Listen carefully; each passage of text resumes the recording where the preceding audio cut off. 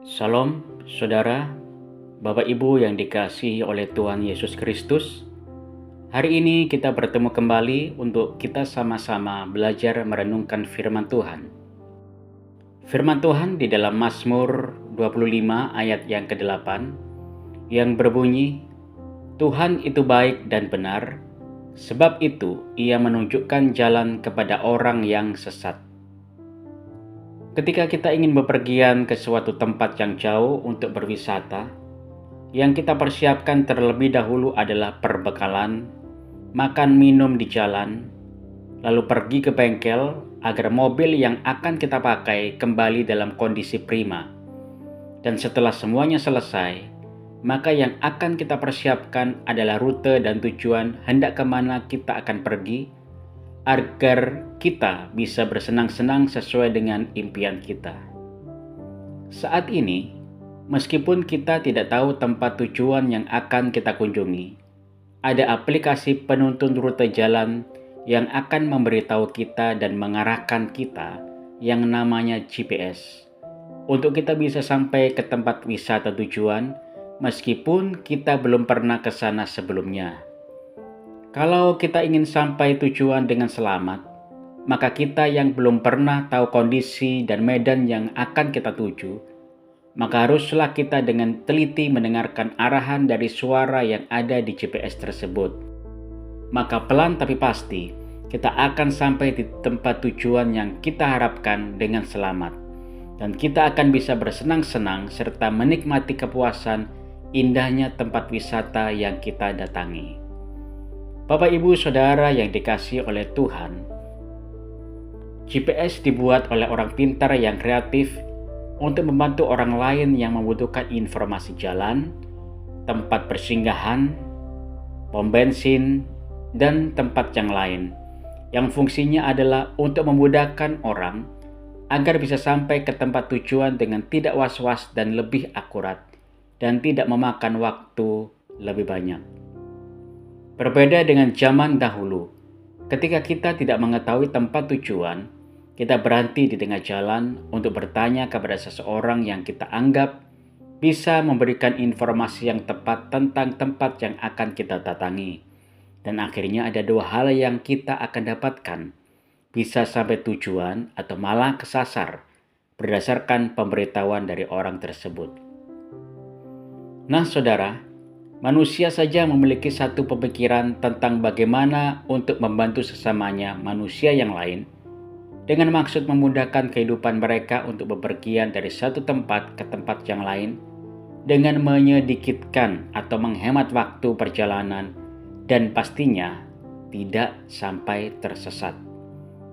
Apalagi Tuhan, pencipta kita, Tuhan Yesus tidak ingin dalam perjalanan kehidupan kita di bumi saat ini, yang pada akhirnya kelak akan menuju kepada kehidupan kekal, kita mengalami jalan buntu dan tersesat arah perjalanan hidup kita di tengah jalan, dengan membuang-buang waktu dan umur kita yang produktif dengan sia-sia, tanpa adanya kebaikan yang kita lakukan dan taburan untuk kekekalan, dikarenakan cara dan pola pikir kita yang sudah salah dan mulai melenceng. Memang secara harfiah kita tidak mengalami jalan buntu dan tersesat di jalan raya, seperti kalau kita kehilangan sinyal GPS. Namun yang dimaksudkan tersesat di sini adalah langkah dan perjalanan kita dalam hidup ini terkadang sudah mengarah ke jalan yang melenceng dan menjauh dari kehendak Tuhan, tetapi kita tidak menyadarinya. Apa saja tanda bahwa hidup kita sudah melenceng dan tersesat? Ada dua tanda seseorang sudah mulai mengarah ke jalan yang melenceng dari kehendak Tuhan, yaitu pertama, kehidupan kita sudah mulai kehilangan persekutuan dengan Tuhan. Memang kita tetap beribadah dan datang setiap hari Minggu ke gereja ataupun melayani Tuhan di mimbar di gereja. Kita masih menjadi orang Kristen, namun kita seperti kering dan tidak merasakan zaman Tuhan dan menganggap ibadah itu hanya sebagai rutinitas tanpa adanya semangat untuk menyembah. Yang kedua, dalam menghadapi masalah dan persoalan hidup, pikiran orang yang sudah mulai melenceng dan tersesat adalah selalu kalut dan memiliki kekhawatiran yang berlebihan seolah-olah Tuhan tidak mampu untuk menyelesaikan dan menolong pergumulannya, lalu menyalahkan keadaan atas apa yang terjadi, dan yang pada akhirnya menyalahkan Tuhan. Kenapa Tuhan tidak menolongku sehingga aku mengalami pergumulan dan persoalan ini? Mengandalkan kekuatan sendiri dalam menyelesaikan masalah, mengambil jalan pintas, dan tidak belajar tenang terlebih dahulu ketika masalah datang. Saudara yang dikasihi oleh Tuhan, ketika kita memiliki cara pikir yang demikian, marilah kita pacu dan paksakan diri kita untuk segera merubah gaya hidup kita yang demikian dengan cara kita meluangkan waktu untuk meminta, berdoa agar Roh Kudus mengisi dan mencas hidup kita kembali dengan hidup di dalam ucapan syukur dan belajar menaruh percaya bahwa dalam kehidupan ini ada Tuhan yang mengendalikan dan berotoritas penuh. Orang Kristen yang memiliki hati yang keras dan memegang prinsip sendiri, itu bukan karena Tuhan tidak memberikan mereka kesempatan untuk kembali dan menarik mereka untuk berbalik kepadanya. Roh Kudus sudah berusaha untuk berbicara lewat hati nurani, namun mereka tetap mengeraskan hati dengan lebih mencondongkan diri untuk mengikuti kata hati mereka yang sudah terbiasa dengan sifatnya selama ini. Bapak, Ibu, Saudara, Tuhan selalu ingin kita kembali ke jalan yang benar. Tuhan selalu ingin mengarahkan hidup dan membimbing kita untuk kembali ke jalan yang tepat menurut kehendak dan rencananya buat kita. Cara Tuhan berbicara untuk menarik kita kembali agar tidak tersesat adalah Tuhan berbicara lewat teman dan saudara kita yang peduli. Tuhan berbicara lewat gembala kita di gereja, tetapi semua tergantung daripada kita. Apakah kita mau mendengarkan suara Tuhan lewat orang-orang tersebut atau tidak?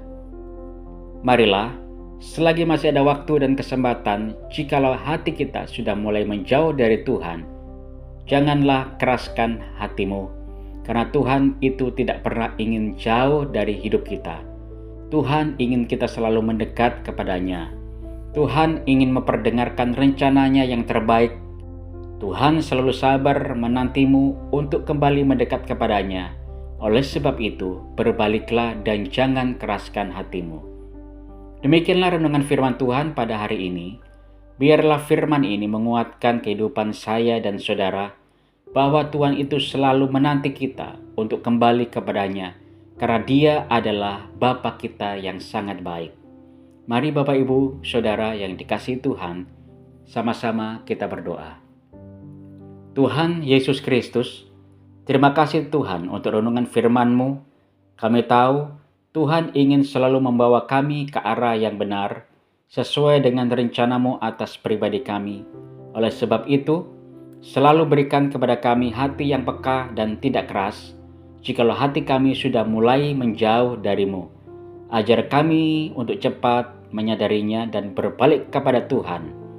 Terima kasih Tuhan, kami sudah berdoa dan alaskan doa kami hanya di dalam nama Tuhan Yesus Kristus.